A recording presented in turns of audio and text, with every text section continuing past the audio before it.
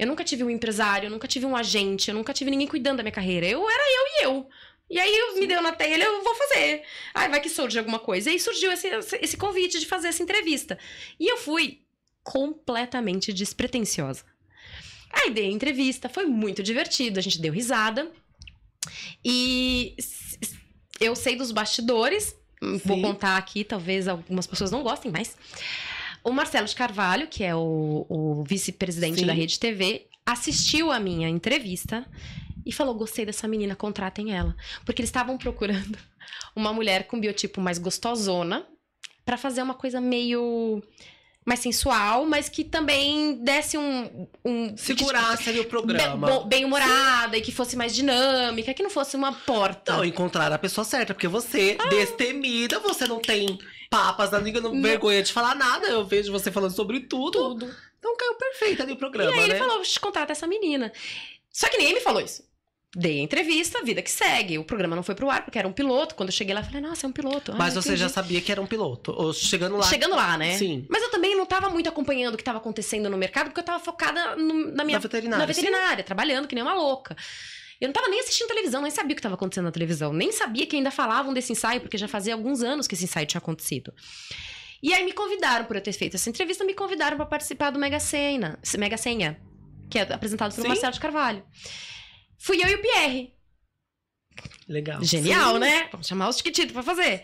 E aí, no meio do programa, Marcelo de Carvalho me falou, Renata Del Bianco, a nossa mais nova contratada da Rede TV. Eu fiz o quê? Onde eu assinei? Eu não tô sabendo como é que eu tô contratada pra fazer o quê aqui? Eu tô trabalhando que nem uma louca com cachorrinhos. O que eu tô fazendo aqui? Contrato de quê? E aí ele falou, não, a gente gostaria que você fosse apresentadora do Morning Show, junto com a equipe. Eu falei, tá bom, fui. E aí fui. Também, novamente, no lugar certo, na hora certa, na oportunidade certa, só que sem estrutura.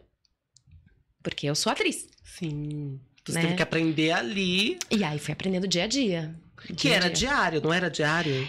Um programa diário, ao vivo, assim, com pautas, a gente saía pra entrevistar pessoas e foi uma escola. Eu tinha duas opções, né? Eu podia viver aquilo intensamente ou podia saber que aquilo era temporário. Eu fui viver intensamente. Vou aprender a produzir, vou aprender a fazer bastidores, vou aprender a entender como funciona a produção de pauta, vou entender como que funciona a parte... para as suas também, não ia? Claro, ia. Eu fazia de tudo. Paulista, fui várias vezes fazer pauta de entrevistar pessoas. A gente falava, o povo fala, né? Sim. Que você vai entrevistar as pessoas aleatórias, não pessoas famosas. E também fazer pauta com pessoas famosas. Fiz cabine com... Eu entrevistei Marília Gabriela. Tipo, quando na minha vida eu ia imaginar que eu ia entrevistar pessoas icônicas como Marília Gabriela, né? A matéria não foi pro ar porque ela não aprovou. Mas eu entrevistei ela. É porque eu fiz perguntas polêmicas, que era a questão do programa. E ela não gostou, apesar de ter sido super simpática, respondeu tudo, mas ela não pediu pra não ir ao ar. E, obviamente, Marília Gabriela pediu, a gente obedeceu. Não foi ao ar, mas foi assim, maravilhoso. Sim, foi uma época boa. E por que você saiu do Morning na época? O projeto acabou? Não, o projeto continuou. Porque o que acontece? Tudo na televisão, hoje eu entendo, mas também foi um baque enorme, porque me avisaram assim, então, seu contrato vai ser encerrado. Caraca, assim. 5 minutos pro programa entrar no ar. Você não vai entrar no ar. Você foi pegar de surpresa mais uma vez, assim. E eu fiz assim, moço, mas eu tô feliz. Eu gosto do que eu tô fazendo. O que eu preciso fazer de diferente? Me fala, me orientem, me diga o que eu preciso fazer. Não tive essa chance. Então, tá, beijo. E aí eu vou falar o quê? Chorei muito, horrores. Voltei pra cá, ai meu Deus, o mundo acabou. Porque, obviamente, era uma coisa que eu estava muito feliz de fazer. E aí eu saí de lá assim meio, caraca, agora que eu tava aprendendo, agora que eu tava entendendo, agora que eu tava pegando os macetes. O que acontece? Na questão comercial, você depende de Ibope, né? Então, eles tiveram que fazer uma mudança mais drástica, visando o Ibope.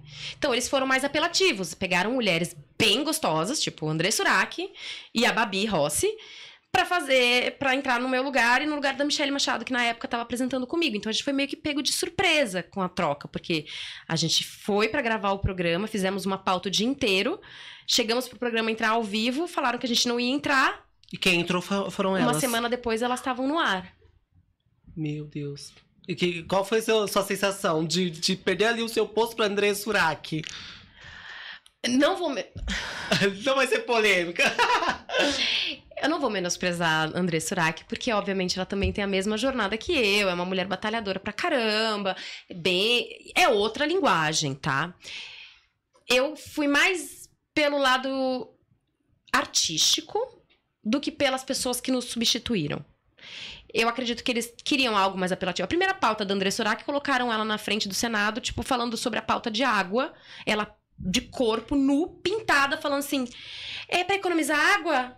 Tum, jogava água no corpo. Eu não faria uma coisa dessa. Mas era isso que eles procuravam. Né? Eles queriam uma coisa mais apelativa. E eu não tava... Não ia fazer isso. Mas ali, chegaram a propor pautas Nunca. desse tipo? Ah. Me propuseram algumas vezes algumas coisas que eu achei um pouco apelativo demais e não topava. Por exemplo, me levarem pra colocar um biquíni pra fazer uma pauta dentro de um... Essa é maravilhosa. Eu fiz cada coisa nessa vida. Era um tubo de água, assim, de acrílico, transparente, e queriam que eu mergulhasse de biquíni. E olha que incrível, uma terapia de imersão. E queriam que eu fizesse de biquíni e eu levei, tipo, um macacão. Porque o programa passava... De manhã. 7 horas da manhã. Era censura livre. Que mulher de biquíni às 7 horas da manhã, a censura não ia, sabe? Assim, tinha umas coisas que não fazia sentido. Então, eu não topava, assim, ficar muito nua. Teve algumas coisas que fizeram, por exemplo, teve uma vez que chamaram o Dr. Ray e falaram, não, ele faz customização ao vivo. Eu tava com um vestido pouco arriscado. Aquele senhor... Bem equilibrado. Numa época que os homens achavam que podia tudo que também. Podia tudo, né? Vamos falar aí, estamos falando aí de 2000 e pouquinhos, não é 2000 e muitos. 2014. É 2000 e poucos, né? Não é 2000 e muitos, é 2000 e poucos. Ele pegou ao vivo o bisturi e picotou o meu vestido. E eu fiquei constrangidíssima. Ao vivo. Ao vivo. As pessoas sabiam que isso ia acontecer, mas ninguém me avisou que ele ia me deixar semi-nua. Minha mãe tava ali assistindo, entendeu? Eu fiquei muito constrangida. Eu chorei. Depois que o programa saiu. É óbvio que eu sou muito profissional, né? Na hora eu... Acabou o programa. Eu chorei horrores. Falei, pô, vocês permitiram que isso acontecesse comigo e tal. Mas hoje eu entendo a questão artística. É um risco absurdo você colocar uma pessoa um pouco eufórica, com bisturi na mão, cortando um vestido. A minha polpa do bumbum apareceu, e eu tava meio que numa fase que eu tava super me levando a sério como apresentadora, né? Então eu tava querendo aprender. Sim. Não só queria ser uma mulher gostosa que tava falando besteira na televisão. Você vestiu a camisa ali do programa. programa. Eu queria aprender aquilo, eu queria apresentar, eu queria entrevistar pessoas, eu queria aprender mais. Mas eu não tive oportunidade. Tipo, ninguém pegou na minha mão e falou, ó, você precisa fazer isso aqui, vai funcionar, testa. Beleza. Ninguém fez isso, mas eu também não me pus nesse lugar de tipo, me ensinem. Tô aqui aprendendo, mas... Ninguém pegou na minha mão, eu também não pedi pra ninguém. E aí, enfim, entenderam que isso foi uma quebra de direções, né? Eu queria uma coisa mais técnica e eles queriam uma coisa mais apelativa. E foram pra esse caminho, e tudo bem. Hoje, depois de anos, eu super entendo, mas na época eu fiquei muito mal. Era um contrato que pra mim era maravilhoso. Me dava a segurança financeira que eu queria, me dava uma oportunidade de trabalho que eu tava feliz, que eu tava apresentando um programa que era uma experiência nova, eu tava estudando sobre. Então eu tava indo, tipo, nas pautas, eu sentava junto com a produção, eu pegava a pauta, eu ficava lendo. Poxa, a gente tem que fazer isso, isso, isso. Ah, vamos fazer isso aqui, vamos fazer aquilo lá. Só que a cobrança era muito grande, porque na época a Rede TV tinha acabado de perder o Pânico. Sim. E eles estavam buscando um novo Pânico. Às 7 horas da manhã não é um bom horário pra um Pânico, né? Pra colocar a menina de biquíni. Aí dá pra competir com muitas outras coisas, né? Jornal, dava pra competir desenho. com Fátima Bernardes, né?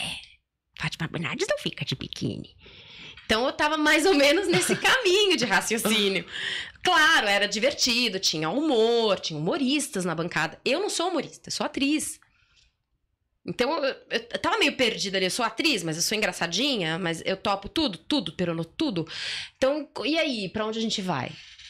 Se quisessem que eu fosse só a gostosona burra, eu continuava a gostosona burra. Mas eu trabalhava também como veterinária, então eu não podia perder minha credibilidade como veterinária. Mas você estava conciliando na época o trabalho